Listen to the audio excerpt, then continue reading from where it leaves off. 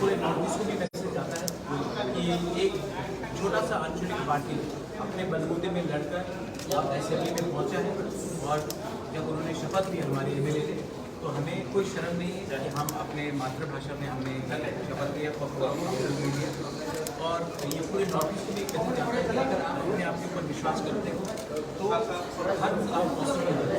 आज हमने किया है ये और आने वाले दिन में मैं आशा करता हूँ कि दूसरी पार्टी जो रीजनल पार्टी है उनको भी मोटिवेशन अब तक सब लोग बोलते थे कि हमें पूरा जैसा नहीं बनना है, लेकिन आप तुरंत ऐसा बनिए हमारे जैसे। हमने अपने बलबूते में किया है और सबको दिखाया है कि ये पॉसिबल है।